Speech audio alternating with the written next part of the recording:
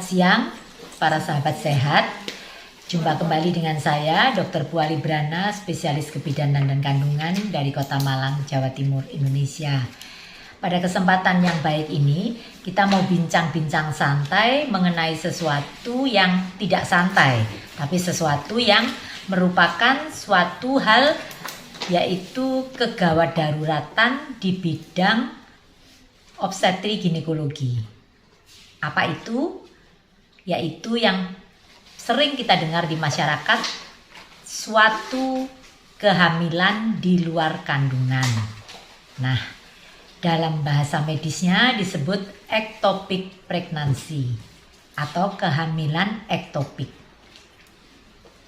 Dari katanya saja ya toh, kehamilan di luar kandungan. Tentunya ini adalah suatu kehamilan yang terjadi atau berkembang di luar rahim. Nah, tentunya beberapa di antara kita akan bertanda tanya, apa penyebabnya? Mengapa kok bisa terjadi hamil di luar kandungan? Nah, kalau sudah tahu apa penyebabnya, bagaimana diagnosenya, kemudian bagaimana menata laksananya. Nah, kita akan bahas satu persatu. Secara definisi tadi sudah saya katakan, yaitu kehamilan di luar kandungan, yaitu berkembangnya hasil pembuahan itu yang normal. Sel telur dibuahi oleh sperma itu terjadi fertilisasi atau pembuahan itu kan di tuba. Tuba itu saluran indung telur. Tuba pars ampularis. Nah, pada kondisi normal setelah dibuahi, hasil daripada pembuahan itu akan berjalan dari saluran itu, digerakkan oleh namanya silia. Silia itu rambut getar pada saluran itu, berjalan menuju ke rahim. Bertumbuh di situ. Terjadilah janin yang normal dan akhirnya setelah 9 bulan 10 hari lahir menjadi bayi yang sehat. Itu dalam kondisi yang normal. Sedangkan pada kondisi hamil di luar kandungan ini, hasil pembuahan tadi setelah berjalan dari tuba, dia harusnya bisa sampai ke rahim. Ini nggak bisa, macet di situ. Bertumbuh, berkembang di saluran indung telur itu. Nah, namanya saja salurannya kecil ya. Kalau tuba itu kan salurannya kecil, hanya sekian mili, tidak cukup menampung perkembangan janin. Kalau di tuba berkembang paling 2 bulan, maksimum 3 bulan pecah. Karena tempatnya kecil tadi, beda dengan rahim. Nah, kalau namanya pecah, pernah didengar atau pernah kita tahu yang disebut dengan KET, kehamilan ektopik terganggu. Pecah sudah. Nah, kalau sudah pecah, ya nggak ada pilihan. Obatnya pun nanti adalah operasi. Nah, jadi kita kembali lagi ke masalah KE atau kehamilan ektopik tadi. Seberapa di antara kita tentu bertanya, kenapa sih kok dari saluran tuba itu nggak bisa bergerak menuju ke rahim? Karena ada sesuatu yang nggak benar di saluran ini, di tuba ini. Misalkan, saya beri contoh, karena pengaruh infeksi, tubanya lengket. Pernah dengar orang menderita TBC. TBC bukan harus paru-paru loh ya. TBC pada tuba. Nah, itu menyebabkan lengket, sehingga nggak bisa mendorong hasil pembuahan menuju ke rahim.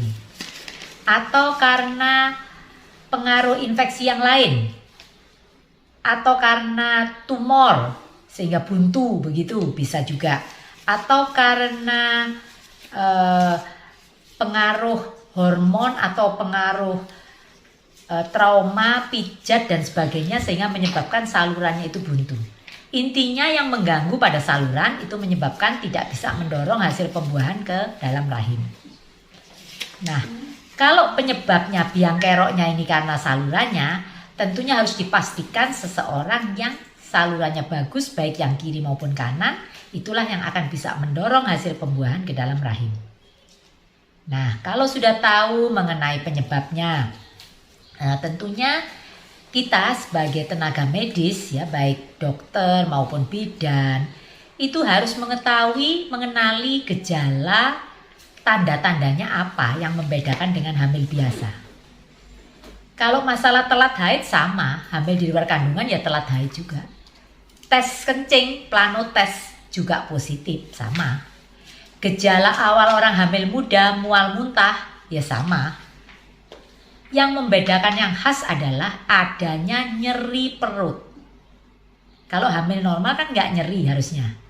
Kalau sedikit tegang, kontraksi palsu seperti itu wajar. Tapi kalau nyeri sekali ini nggak wajar. Atau pucat, nah ya, anemia. Jadi kalau orang hamil muda dengan kesakitan, dengan pucat, kita sebagai tenaga kesehatan langsung berpikir, waduh jangan-jangan nih hamilnya nggak bener di luar kandungan, seperti itu.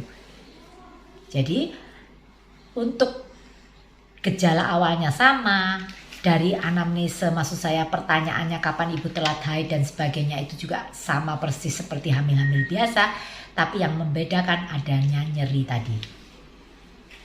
Gejala awal yang bisa dideteksi adalah nyeri itu hanya dari pemeriksaan fisik saja sudah tahu. Didukung lagi adanya pemeriksaan penunjang. Kalau kita periksa dalam mulut rahim ada nyeri goyang pada porsium. Jadi kalau kita VT vaginal tuse itu akan terasa sakit sekali pada porsium maupun pada adnexanya. Ya. Tapi kalau dari pemeriksaan fisik sudah jelas, tes kencing positif, HB-nya diperiksa hanya 6, nyeri hebat, ya sudah hampir dipastikan iya. Tapi mungkin untuk lebih yakin lagi bisa ditambah dengan pemeriksaan penunjang yaitu ultrasonografi, USG. Kalau di USG akan kelihatan kantong kehamilannya nggak ada di dalam rahim. Tapi mungkin kelihatan di luar rahim. Atau tampak adanya cairan bebas karena sudah pecah adanya darah tadi. Nah kalau ditambah dengan pemeriksaan USG lebih mantap lagi. Itulah diagnosa daripada hamil di luar kandungan. Nah kalau sudah tahu gejalanya, sudah tahu diagnosenya, sudah tahu pasti bahwa ini adalah kehamilan di luar kandungan, tentunya kita akan bertanya bagaimana penata laksanaannya atau pengobatannya. Bisa konservatif atau operatif. Konservatif maksud saya tidak perlu operasi kalau tidak pecah dan masih kecil. Katakanlah ketahuan baru diameternya 2 atau 3 cm begitu, masih bisa dengan pemberian metotrexat. Pernah tahu ya, MTX. Itu akan bisa membantu meresorpsi sehingga buah kehamilan ini nggak jadi dan akhirnya tidak perlu operasi. Tapi sering datang kepada kita itu dalam kondisi sudah pecah, sudah KET. Nah kalau sudah pecah nggak ada pilihan, obatnya operasi. Bukan kirat loh ya, kalau kirat kan lewat vagina. Tapi ini operasi, berarti lewat perut dibuka, diambil buah kehamilannya yang sudah pecah di salurannya. Kemudian bisa jadi saluran maupun indung telurnya ikut diambil kalau memang sudah rusak atau pecah. Dan yang penting dilakukan pencucian yang bersih karena kita bertugas untuk menyelamatkan yang sebelah. Jadi misalkan yang kiri sudah jelek, sudah pecah, kita harus menyelamatkan yang kanan. Karena kalau dua-duanya jelek kan nggak bisa punya anak lagi nanti. Kalau ini pada pasien hamil anak pertama, kasihan sekali kalau dia harus kehilangan kedua-duanya. Tapi kalau dia sudah katakanlah anak ketiga, sudah nggak pengen punya anak lagi, itu malah masih bisa dilakukan sekaligus diambil yang pecah yang hamil di luar kandungannya, sekaligus dilakukan operasi steril, tubektomi maksud saya, supaya nggak hamil lagi. Karena dikhawatirkan kalau sampai hamil lagi, pecah lagi, di luar kandungan lagi kan masuk operasi lagi, seperti itu. Jadi tindakannya tergantung dari status paritasnya. Kalau anaknya masih satu, tentunya hanya diambil yang sudah pecah saja, yang sebelah diselamatkan. Kalau misalkan anaknya sudah cukup, sekaligus diambil yang pecah, sekaligus disteril bisa. Kemudian perlu diketahui di sini, tadi di awal sudah saya jelaskan mengenai resiko pada salurannya yang nggak benar itu, ada juga faktor resiko yang mengganggu di rahim itu sendiri. Misalkan ya, di uterusnya, di rahimnya maksud saya, di rahimnya itu ada katakanlah miom. Nah, pada waktu mau menempel nih, salurannya mau menempel, nggak bisa nempel dengan bagus karena kan ada yang menghalangi. Nah ini pun menyebabkan buah kehamilan ini akan mencari jalan yang enak. Dia akan nempel di mana sehingga dia bisa di luar kandungan. Di luar kandungan itu bisa di salurannya, bisa di indung telurnya, bisa juga di perut juga bisa ya toh ya. Jadi itu namanya kehamilan abdominal.